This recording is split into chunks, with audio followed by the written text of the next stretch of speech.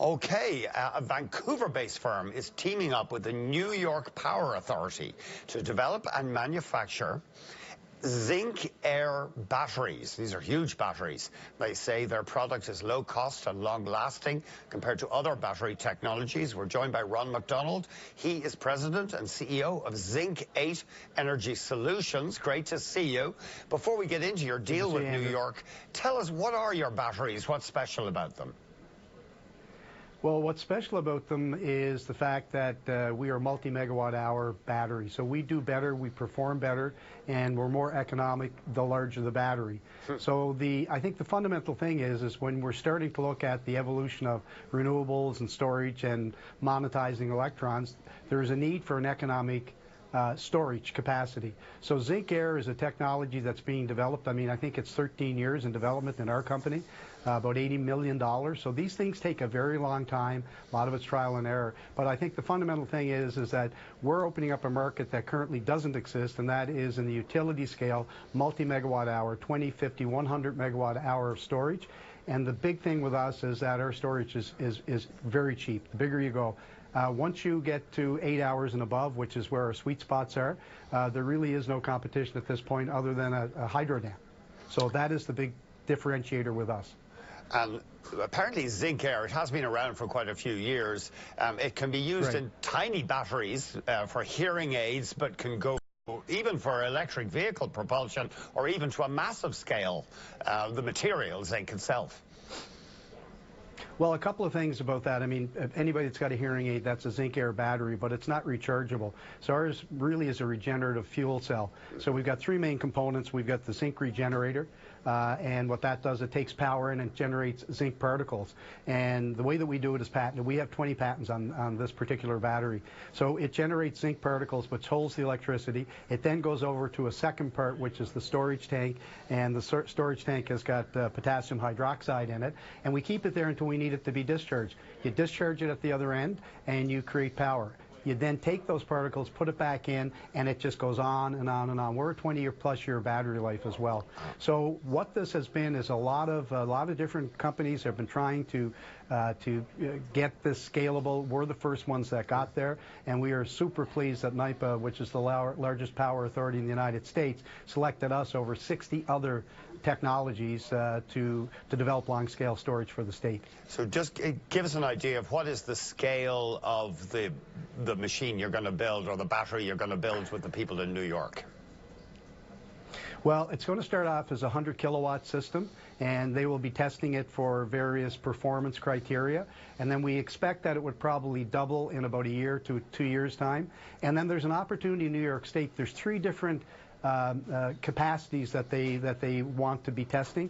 So we could end up with about a megawatt of storage installed down there with our batteries within the next 2.5 years. And of course, so it's large. These batteries come in 20 and 40-foot containers. They're stackable. So, the larger you get, the bigger the footprint. But the big thing is with us is we've decoupled the energy and power. So if you're with a lithium-ion battery and you want to go from 1 megawatt to 1 megawatt hour storage, and you want to double it, you've got to double the whole unit. With us, we don't have to do that. We just add another storage tank. And that is really what affects our economics. And another advantage for you guys is we don't have to use lithium, which causes big impacts in Latin America. Don't have to use cobalt, which has been linked to horrible human rights abuses in Africa. Well, yeah, I mean, zinc is abundant, so we don't have any security issues on supply.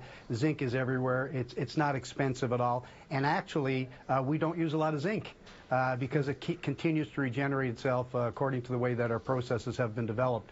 So we're in a really good spot here. We know that there's others that are chasing this market as well. There's some really good technologies out there, but I think that we probably have a 4 to 7 year advance on any new competitor coming into the multi-megawatt hour space for utilities. And just to give you a quick idea about how big that space is as people move over from combustion engines to generate power for their vehicles and go over to electrons, these utilities have got to not only generate more power, but they have to have bigger pipelines, bigger transmission lines to carry it.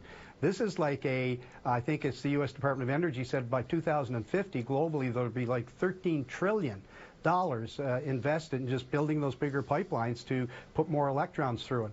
What we can do is defer quite a bit of that, and I think that's one of the reasons that most of the contacts that we've had in the last 4 months have been from large utilities. They're looking at a way to avoid that big capital deployment, and we can play a role in that. I suppose the idea might be partly a factory or even in a community when the demand for power isn't huge, they charge up one of your huge batteries, and so you wouldn't be needing to build this vast network.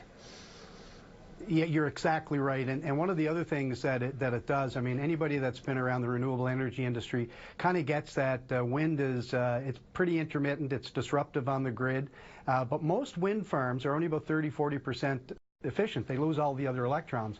So one of the things that we can do because of our very low cost of energy storage is that we could go in and work with these wind farms to grab some of these electrons that they're losing and not monetizing, holding it to be released on the grid when it's required, and change the economics of some of those wind farms.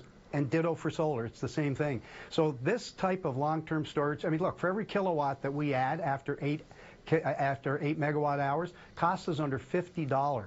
If you're using a lithium technology, it's about $230. If you're using a vanadium flow, it's over $300. So the cost differentials are huge, and that allows for a number of different applications on the economics of renewable energy as well as transmission.